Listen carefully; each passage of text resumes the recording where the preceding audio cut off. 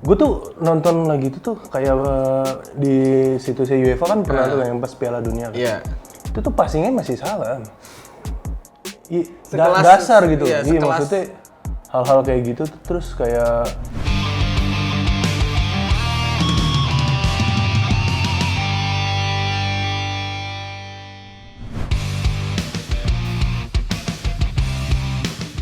Halo Viva Mania, balik lagi sama kita berdua, Herlambang, yoi.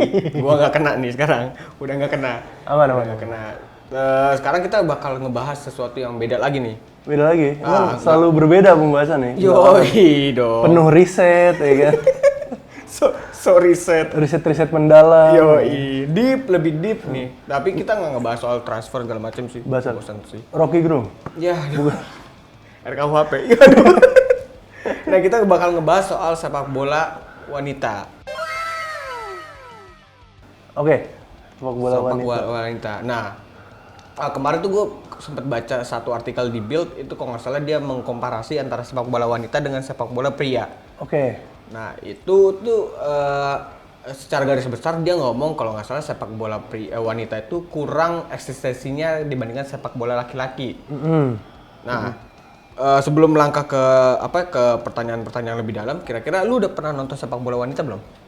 Bola cewek tuh gue nonton apa ya?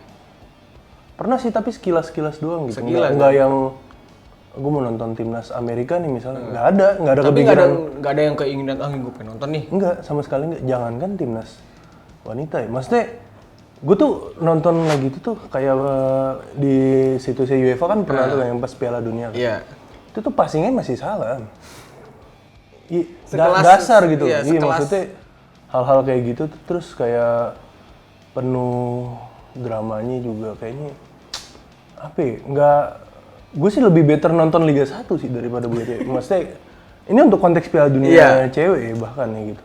Oh sama itu gue nonton yang Indonesia dibantai itu lagi tuh. Lawan Australia kalau nggak salah ya. Itu juga waduh. Nah, tapi kenapa kalau gue sih jujur maksudnya gue belum pernah nonton sama sekali ya, karena ya kalau menurut gue sih sepak bola ya emang konotasinya laki-laki gitu ya, maskulin gitu. Dan tapi kenapa lu nggak mau nonton sepak bola wanita? Karena itu maksudnya satu gue tuh harus kalau untuk nonton nih, gue tuh tipikal orang yang kalau mau nonton sesuatu gue harus tahu dulu nih. Kayak misalnya jangankan nonton bola gitu ya. Misalnya gue nonton di bioskop kayak nonton Marvel gitu. Kalau misalnya gue nggak nonton apa itu yang berempat tuh Marvel tuh?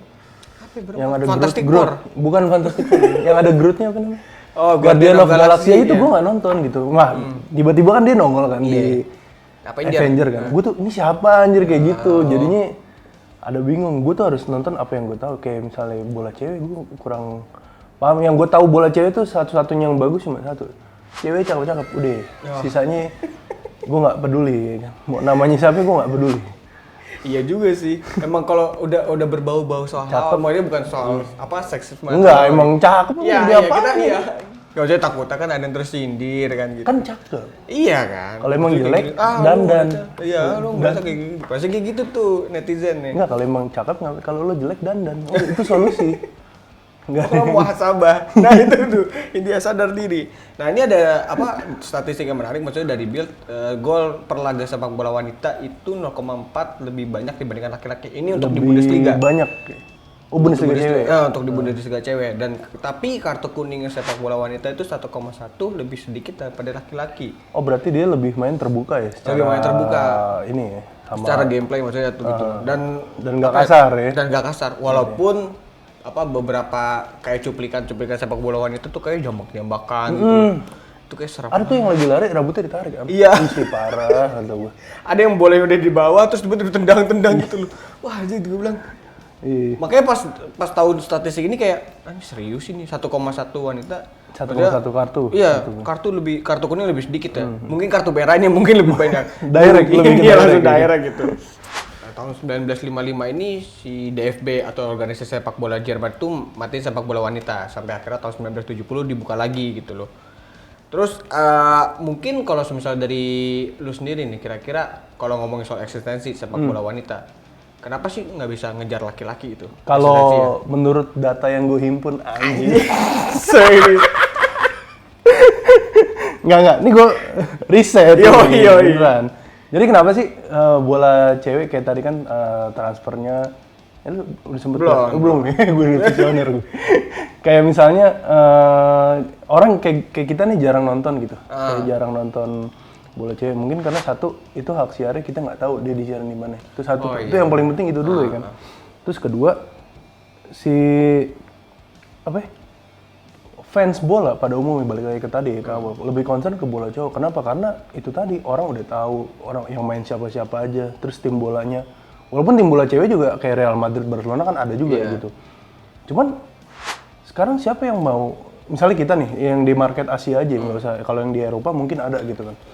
Siapa yang mau nonton Barcelona B dibanding gue nonton Barcelona yang asli gitu.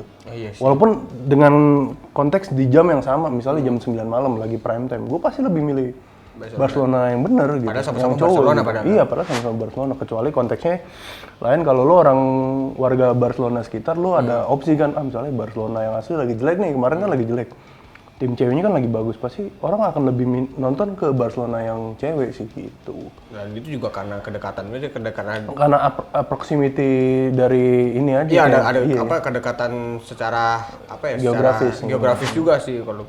Dan kalau misalnya kalau gue sih setuju dengan apa yang dari bilang gitu loh. Maksudnya sepak bola wanita tuh selalu kalah dalam hal soal uang. Uang pasti sama Popularitasnya juga kan. Iya, soal kalau kita berbicara soal transfer ya, pemain termahal wanita itu Pernille Harder.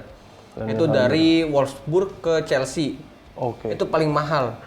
Cuma 350.000. Anjir, 350.000 euro. Transfernya nih? Transfernya. Ini yang menggaji De Bruyne masih lebih 25. De Bruyne kan 375 kan, satu pekan. Satu pekan. Sorry, itu malah pounds, lebih tinggi lagi. Ini euro. Ini euro. Nah, sedangkan kalau kita bandingin sama pemain termahal Neymar ya? Jauh gila. 222 juta. Iya, maksudnya itu tadi maksudnya terlepas dari tinggi rendahnya angka transfer tuh intensitas. Gua misalnya mau lihat tadi siapa namanya? Si Pernille Harder nih apa gitu. Kalau gua personal ya, walaupun gua demen bola gitu, nggak ada ke arah situnya sih. Makanya balik lagi si bola cewek ini sebenarnya menurut gua bisa aja berkembang kalau emang nge-brandingnya dengan baik gitu. Bola cowok kan dulu juga kalau main buset celananya segini, main tackle poolnya masih dari besi ya kan, kasar-kasar banget ya kan, lapangan becek. Cuman kan seiring lapangannya kayak lapangan Stadion Madia ini. Lo tau gak sih yang kalau dulu tuh pernah ada botch tuh kayak di Smackdown. Jadi kayak bola ditendang, terus ketahan di lumpurnya. Dulu kan kayak gitu Liga Inggris. Iya sih. Tapi kan seiring berjalannya waktu ada perubahan, siaran lebih bagus, akses lo gini jadi berkembang gitu. Lebih ke pengembangan aja sih kalau menurut gue. Terus juga kalau soal hadiah ya. Maksudnya pemenang UEFA Women's Euro 2022 tuh cuma dapat 60.000 per pemain. Oh, per pemain? Per pemain. Okay. Itu untuk timnas Jerman ya maksudnya, untuk timnas Jerman. Kalau mereka menang loh itu pun. Nah, beda banget sama laki-laki yang kalau misalnya mereka menang Euro itu dapat 400.000 per. Ini per pemain. Timnas Jerman juga? Timnas Jerman juga. Kita komparasi itu antara timnas Jerman. Dan menurut gue ini juga ada kesenjangan ya? Ada kesenjangan gitu loh dari dalam hal transfer atau enggak uang gitu loh di sini. Ini bicara soal kesenjangan, gue pernah baca dulu tuh pas kalau nggak salah lagi pemilu Joe Biden kalau nggak salah. Dia tuh diundang ke Gedung Putih kan buat speak up gitu. Itu kalau nggak salah momennya bareng pas Amerika lagi juara Piala Dunia cewek kan. Itu si Megan Rapinoe tuh minta kesetaraan bayaran antara pesepak bola cewek sama cowok. Ini balik lagi ke konteks yang Jerman tadi ya. Karena si Megan alasannya jelas kan. Ini timnas cewek udah ngasih gelar juara sekian segini banyaknya gitu kan. Sementara timnas cowok ini kan Amerika di Piala Dunia juga so-so ya kan. Paling di CONCACAF tuh juga kadang suka kalah juga sama Meksiko gitu. Tapi secara konteks bayarannya menurut gue kalau di MLS kan emang ada salary cap gitu-gitu kan. Dan biasanya orang yang dapat salary cap nih kayak model Ibrahimovic dulu kan, David Beckham, terus sekarang tuh model kayak Higuain gitu-gitu. Dan gue rasa tim-tim cewek juga buat tim MLS cewek buat nerapin kesetaraan gitu agak susah juga ya kan. Soalnya mereka juga mikir emang dengan misalnya kalau lu bayar mahal Higuain, dia kan ada impact gede gitu. At least popularitas keangkat gitu kan, atau Beckham dan segala macam. Sementara kalau diterapin di hal yang sama, gue rasa belum tentu bisa dapat impact yang sama gitu. Kesetaraan yang si Meghan minta tuh gue rasa agak berlebihan sih menurut gue sih di situ. Kalau soal ngomong soal Mega sih menurut gue sih gue keinget sama apa kata-kata si Zawin yang stand up ya, maksudnya setara tuh belum tentu proporsional. Benar. Jadi menurut dia mereka mungkin setara dalam hal uang, maksudnya uangnya sama, tapi kan belum tentu proporsional karena kan impact-nya yang diberikan beda-beda juga ya. Beda-beda gitu. Soalnya kalau lu tanya anak-anak di kantor, Megan Rapinoe tahu nggak lu? Gue taunya Megan Fox. Artis ya kan. Ya kalau Megan Fox ya banyak tahu, Transformer. Nah, nih satu-satunya hal yang menurut gue ada sebuah pencapaian tuh di sepak bola cewek itu pas di Maret kemarin tuh. El Clasico El Clasico cewek namanya Femini gitu di Spanyol tuh. Barcelona lawan Real Madrid itu main di Camp Nou yang nonton 91.500 orang lebih. Itu di Camp Nou main berasa El Clasico bener, padahal nggak ada Messi, nggak ada Ronaldo. Itu menurut gue itu satu-satunya pencapaian yang bisa dibanggain dari bola cewek gitu. Nah itu juga mungkin jadi pertanyaan Bang. Maksudnya pas zamannya itu Barcelona juga lagi buluk-buluk. Pada nonton tim utama. Bener, emang itu tuh di Maret kan emang lagi masa transisi kan dari Ronald Koeman ke Xavi kan. Emang Barsanya lagi caur, mungkin emang gue kayaknya harus nonton tim yang nah ini kebetulan. Dan kebetulan di match itu tuh Barca ceweknya menang 5-2 lawan Madrid tuh.